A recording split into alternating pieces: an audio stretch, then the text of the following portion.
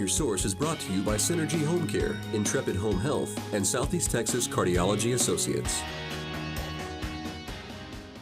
On today's Senior Source, we're joined by the founder of Southeast Texas Cardiology Associates, Dr. Rudy Sotolongo. Thanks so much for joining us today. You're welcome. How are you? Oh, I'm doing great. I'm glad to be here. Okay, well, when most people hear the word cardiology, they immediately think about the heart, right? But you guys are saying it's a lot more than just heart health. That is correct. Most people associate cardiologists with diseases of the heart only, such as heart attacks, valve problems, etc. But the cardiology specialty encompasses the circulatory system, that is all of the arteries of the human body, including the ones that go to the brain that can cause stroke and the ones that feed the legs that can cause loss of limb.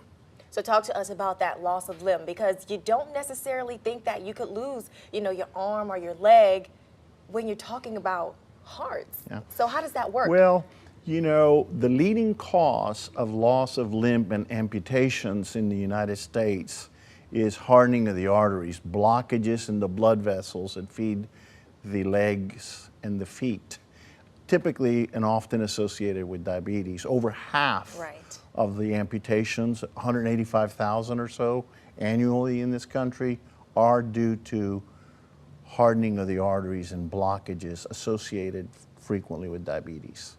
Now, with over 2 million people suffering from limb loss around the country, you guys have been able to do procedures that helps to save a person's leg or save a person's arm. What's your success rate with that? Well, we have done a lot of training and specialization in diagnosing and treating these kinds of blockages. And at this time, we're able to achieve success rates in the order of 80 to 90%. And if not completely prevent an amputation, minimize an amputation. We have some excellent podiatrist physicians in this region who are able to remove toes, remove part of a foot as a last resort. But our main goal is always amputation prevention. And like I say, our success rates, we're able to approach the vast majority of cases, but somewhere around over the 80 to 90%. That's a pretty high success rate. Now, talk to us about groups that are at higher risks of dealing with possibly losing limbs.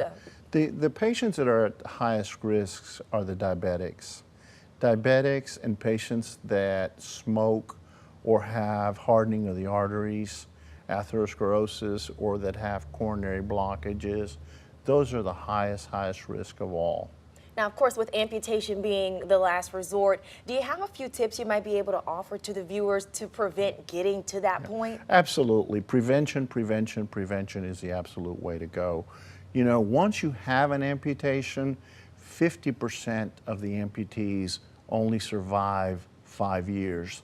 The survival rate after an amputation is worse than breast cancer, colon cancer, prostate cancer.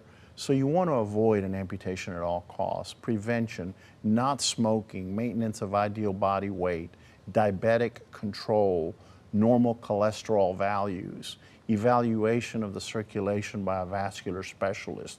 And if you see any kind of signs of pain, especially any kind of discomfort, cramping, aching when you walk, or any kind of ulcerations in your feet, you should immediately have a full vascular evaluation.